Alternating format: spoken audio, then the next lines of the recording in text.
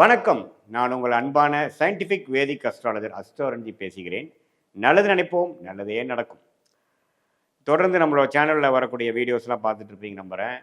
அறிவியல் சார்ந்த ஜோதிட கருத்துக்கள் எந்த விதத்திலும் மிகைப்படுத்தாமல் உள்ளது உள்ளவாறு பார்த்து கொண்டு இருக்கிறோம். அந்த வகையில் பார்த்தீங்கன்னா இந்த வீடியோவில் மேஷராசிக்காரர்களுக்கு 2025 ஜூலை மாதம் எத்தகைய ஒரு மாதமாக இருக்க போகுதுங்கிறது நம்ம பார்க்க போகிறோம்.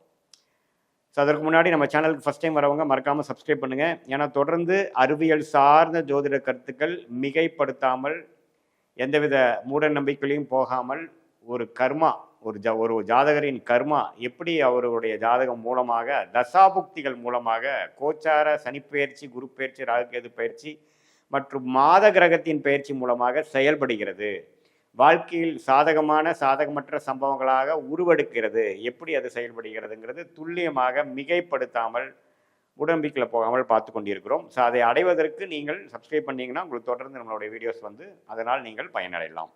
இப்போ பார்த்தீங்கன்னா மேஷராசிக்கு 2025 ஜூலை எப்படி இருக்க போகுதுன்னு பார்க்கும் பொழுது சுக்கிரனே பார்த்தீங்கன்னா நீடித்து 2ஆம் இடத்திலேயே நீடித்திருக்கிறார் சுக்கிரன். ஸோ பார்த்தீங்கன்னா மாதத்தின் முதல் தேதியிலேருந்து கிட்டத்தட்ட 27ஆம் தேதி வரைக்கும் பார்த்தீங்கன்னா சுக்கிரன் கிட்டத்தட்ட 3 வாரங்களுக்கு மேலே 2ஆம் இடத்துல இருந்து வருமானத்துக்கு பிரச்சனை இல்லாமல் நல்ல ஒரு அமைப்பை கொடுக்குறார். தொழிலில் இருக்கிறவங்க, வேலையில் இருக்கிறவங்களுக்கெல்லாம் கொஞ்சம் கேஷ் ஃப்ளோ பெட்டராக இருக்கும்.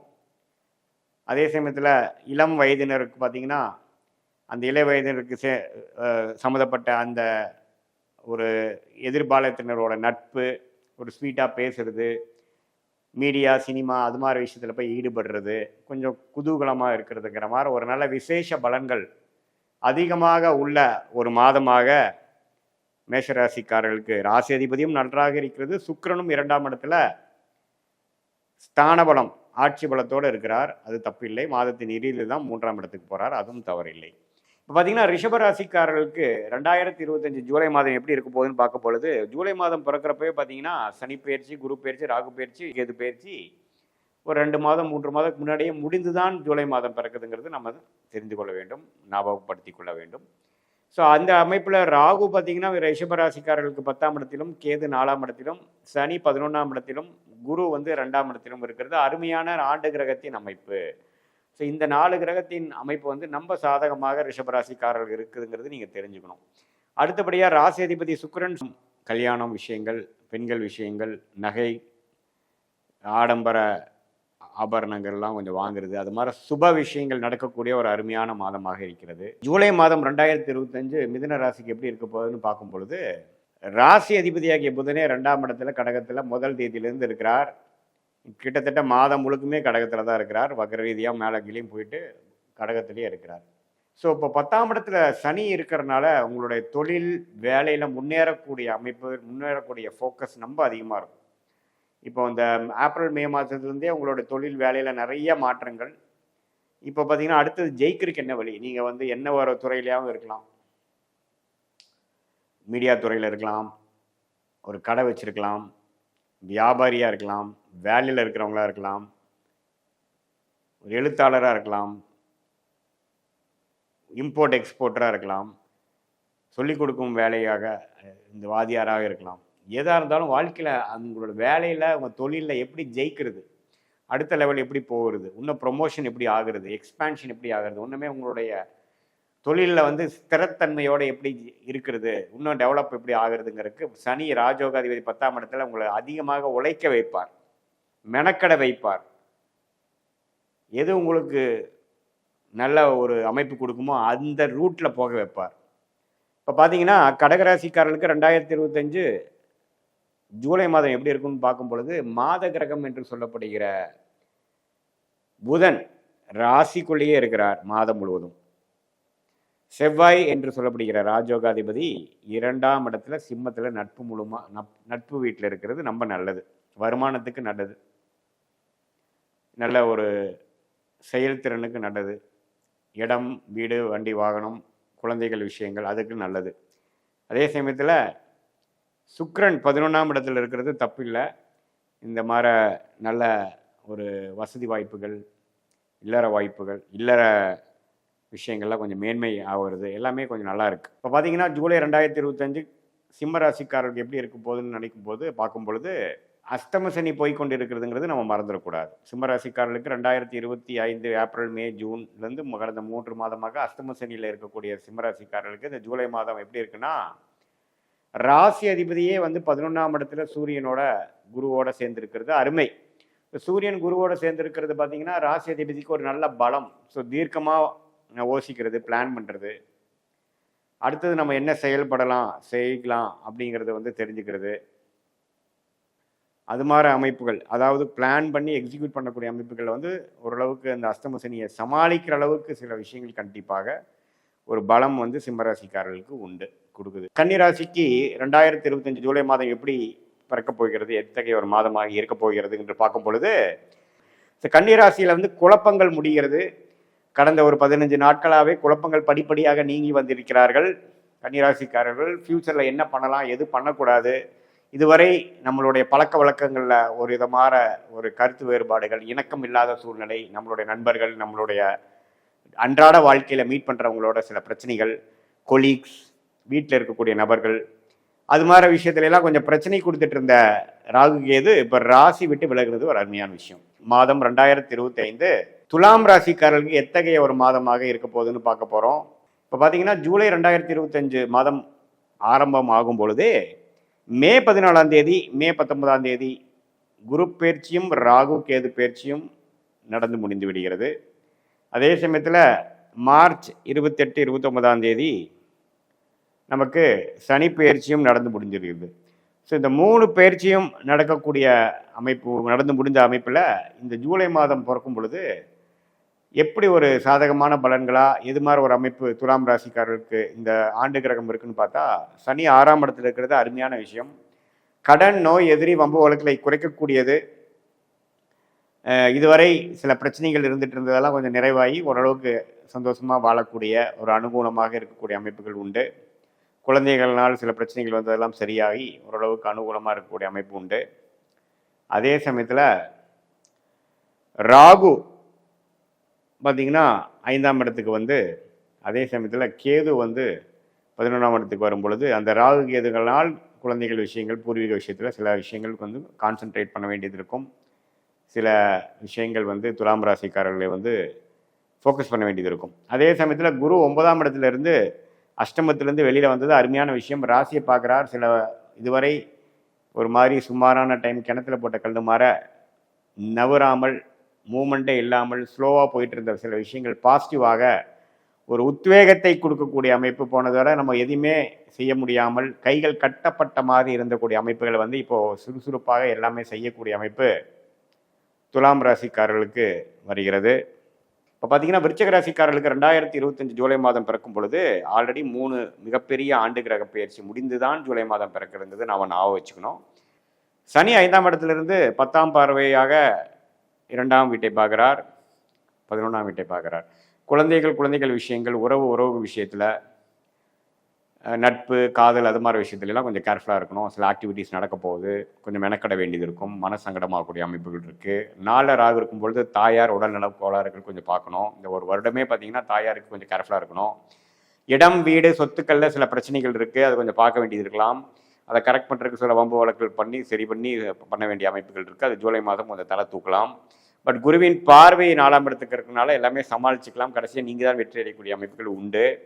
அதே சமயத்தில் கேது 10ஆம் இடத்துக்குனால தொழில் விஷயத்தில் சில சேஞ்சஸ்ஸு, சில மேனிப்புலேஷன், சில ரிஃபைன்மெண்ட்டு, சிலது குறைக்கிறது, சிலது இன்க்ரீஸ் பண்ணுறது, அது மாதிரி சில விஷயங்கள்லாம் பண்ணக்கூடிய அமைப்புகள் கண்டிப்பாக தொழில் அதிபர்களாக இருக்கக்கூடிய, வியாபாரத்தில் இருக்கக்கூடிய விருச்சிக ராசிக்காரர்களுக்கு கொடுக்கும். 2025 தனுசு ராசிக்காரர்களுக்கு எத்தகைய ஒரு மாதமாக பலாபலன்கள் நிறைந்த ஒரு காலகட்டமாக இருக்க போகுதுன்னு பார்க்க போகிறோம். 7ஆம் இடத்துல போய் உங்கள் ராசியவே பார்க்குறார். அது ஒரு அருமையான அமைப்பு. மே மாதமே உங்களுக்கு வந்து குரு பயிற்சி நடந்து விட்டது, ராகு கேது பயிற்சியும் நடந்து விட்டது, சனி பயிற்சியும் மார்ச் கடைசியில் நடந்து விட்டது. ஸோ அந்த அமைப்பில் பார்த்தீங்கன்னா சனி 4ஆம் இடத்திலும், குரு 7ஆம் இடத்திலும், ராகு கேது 3 9ஆம் இடத்திலும் இருப்பது அருமை. ஸோ இந்த அமைப்பு எப்படின்னா வேலை, தொழில் விஷயத்தில் நிறைய மாற்றங்கள். ஏன்னா சனியே 4ஆம் இடத்துக்கு வந்து 10ஆம் இடத்தை பார்க்கும் பொழுது வேலையில் இதுவரை கொஞ்சம் அப்படியே சுணக்கமாக போயிட்டு இருந்ததுலாம் கொஞ்சம் விறுவிறுப்பாக நடக்கும். இடம், கட்டிடம், வீடு, தாயார், வாகனம் அது மாதிரி விஷயத்தில் சில ஆக்டிவிட்டீஸ் நடக்கும். ராசியே குரு பார்க்குறதுனால சில திருமண தடைகள் நீங்கி குரு பலன் கிடைக்குது. நம்ம நாளாக கல்யாணம் ஆகாமல் இருக்கிறவங்களுக்கு கல்யாணம் நடக்குது. காதல் வந்து கைகூடுகிறது. புதிய பங்குதாரர்கள் வந்து உங்களோட தொழிலுக்கு கிடைக்கிறாரு. கூட்டு தொழிலில் ஜெயிக்கக்கூடிய அமைப்பு. இதுவரை வந்து எல்லாம் செலவோ ஆகிட்டு இருந்து விரயம் ஆகிட்டு இருந்த தனுசு ராசிக்காரர்களுக்கு ஒரு செலவுகள் நின்று அடுத்த இந்த கடன்கள் சில கடன்களெல்லாம் எப்படி அடைக்குதுங்கிற மாதிரி யோசிக்கக்கூடிய ஒரு மனமாற்றங்கள், ஒரு மைண்டு ஸ்டெபிலைஸ் ஆகக்கூடிய அமைப்பு. நம்ம இந்த ஒரு வருஷமாக என்ன போச்சு, என்ன தப்பு பண்ணணும், எதில் இந்த பிரச்சனையிலேருந்து எப்படி ஜெயிக்கலாம், இன்னுமே வாழ்க்கையை எப்படி மேம்படுத்தலாம், செலவுகளை குறைத்து வருமானத்தை எப்படி பெருக்கி நம்ம வாழ்க்கையில் வளமாக வரலாங்கிற மாதிரி பல ஒரு கிளாரிட்டி, மெச்சூரிட்டி கொடுக்கக்கூடிய ஒரு அருமையான குரு பார்வை வந்து தனுசு ராசிக்கு வரும்பொழுது வாழ்க்கை மேம்படக்கூடிய எல்லா வேலைகளும் ஆக்டிவிட்டியும் நம்ம செய்வோம். மூலமாக யோசிப்போம். நம்ம திங்கிங் பேட்டர்னே மாறிடுச்சுங்கிறது நீங்கள் உணர்வீங்க. போன ஒரு வருடமாக பார்த்தீங்கன்னா அலைச்சல்கள், இங்கே இருக்கிற தூக்கி அங்கே போடுறது, எதுலேயுமே ஒரு நிலையான இல்லாமல் நம்ம ட்ராவலிங்கு, பண விரயங்கள், செலவுகள், சுப செலவுகள் இதெல்லாம் போயிட்டு இருந்ததெல்லாம் கொஞ்சம் கட்டுக்குள் வரும். ஸோ அதெல்லாம் கொஞ்சம் அடங்கி இனிமேல் வாழ்க்கையில் என்ன பண்ணணும், முக்கியமான விஷயத்துக்கு மட்டும் நம்ம சில செய்யலாம், தேவையில்லாத விஷயத்தை குறைப்போம்.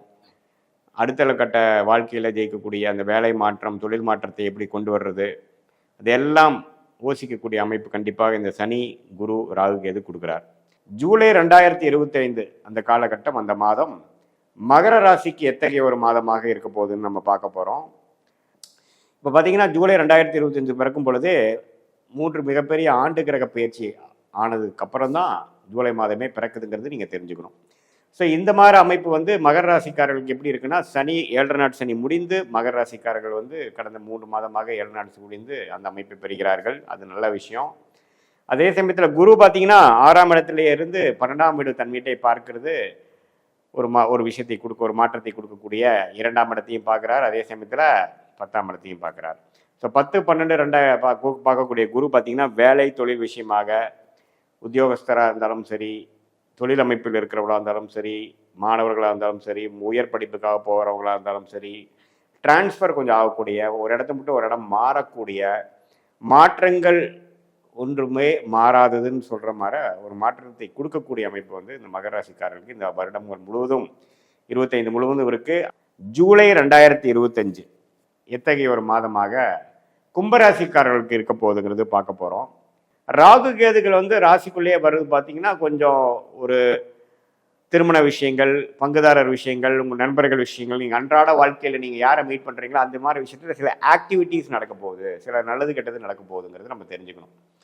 ஆனால் அது குரு பார்வை இருக்கிறதுனால சில பாசிட்டிவான விஷயங்கள் தான் அதிகமாக இருக்க போகுதுங்கிறது பார்க்கணும். நீங்களாம் வந்து ஜென்ம சனியிலேருந்து வெளியில் வந்திருக்கிறீங்க கும்பராசிக்காரர்கள். இப்போ அடிப்படையாக கொஞ்சம் வந்து வாழ்க்கையில் மேம்படலாம், கொஞ்சம் வாழ்க்கையில் ஜெயிக்கலாம். அடுத்து நம்ம என்ன செய்ய போகிறோம், எப்படி நம்ம போன 2023, 24 செய்த அடைந்த பாதிப்புலேருந்து மீண்டு வரப்போகிறோங்கிறது மெல்லவாக போயிட்டுருக்கிற அமைப்பில் இந்த ஜூலை மாதம் இன்னும் கொஞ்சம் நல்லாவே உங்களை வாழ்க்கையில் இன்னும் அடுத்த லெவல் ஆஃப் டெவலப்மெண்ட்டு, பழைய பிரச்சனையிலேருந்து வெளியில் வர்றது இதெல்லாம் கொடுக்கக்கூடிய ஒரு அருமையான மாதமாக இருக்குதுன்னு நீங்கள் தெரிஞ்சுக்கணும். இப்போ மீன ராசிக்கு நம்ம என்ன பார்க்க போகிறோன்னா, 2025 ஜூலை மாதம் எத்தகைய ஒரு மாதமாக இருக்க போகிறது. மீன ராசிக்காரர்களுக்கு சனி ராசியிலே இருக்கிறதுனால ஜென்ம சனியாக கொடுத்து வாழ்க்கை கொஞ்சம் ஸ்ட்ரெஸ்ஸாகவும், கொஞ்சம் ஹார்ட் ஒர்க் அதிகமாக பண்ணக்கூடிய மெனக்கெடுதல், ஒரு இணை பிரியாத ஒரு பயம், முதல்ல இருந்த மாதிரி நார்மல் செல்ஃபாக இல்லாமல் கொஞ்சம் இக்கட்டான ஒரு சூழ்நிலைகள், அதிகமான வேலை செய்வது, மாணவர்களாக இருந்தாலும் சரி, இளம் வயதினராக இருந்தாலும் சரி, முதியோர்களாக இருந்தாலும் சரி, நடுத்தர வயதினாக இருந்தாலும் அவங்கவுங்களுடைய வாழ்க்கையோட ஸ்டேஜுக்கு சம்மந்தப்பட்ட சில முடிவுகள், இல்லை கொஞ்சம் இக்கட்டான முடிவுகள், அவங்க ஒரு பக்கம் யோசிச்சாங்கன்னா, ஒரு பக்கம் வண்டி ஓட்டினாங்கன்னா இன்னொரு பக்கம் வண்டி திரும்புதுங்கிற மாதிரி சில வாழ்க்கையில் சில இடக்க முடக்கான சில விஷயங்கள், போட்ட பிளான் மிஸ் ஆகிறது, ஒரு போனது பாஸ்ட் லைஃப்பில் நம்ம செய்ததெல்லாம் சில பிரச்சனை வருமா அப்படின்னு ஒரு பயம், போன வருடங்களில் செய்த தவறுகளுக்கு இப்போ நம்ம வந்து தண்டனை அனுபவிக்கிறது, அதனால் கஷ்டப்படுறது, அது மாதிரி மனம் இறுக்கத்தை கொடுக்கக்கூடிய ஒரு அமைப்பு போயிட்டுருக்குதுங்கிறது நமக்கு தெரியும். அதே சமயத்தில் இது வந்து ஒரு பொதுவான பலனை தவிர உங்களுடைய ஜென்ம ஜாதகத்தில் என்ன தசாபுத்திகள் போய் கொண்டு இருக்கிறது, நீங்கள் என்ன லக்னத்தில் பிறந்தீங்க, நல்ல யோகமான தசாபுத்திகள் போகும்பொழுது நான் சொன்ன இந்த சாதகமற்ற பலன்கள் குறைவாகவும், நான் ஒரு மாதிரியான ஒரு சுமாரான தசைகள் போகும்பொழுது நான் சொன்ன இந்த சாதகமற்ற பலன்கள் கொஞ்சம் அதிகமாகவும் இருக்கிற மாதிரி நீங்கள் நினச்சிக்கணும்.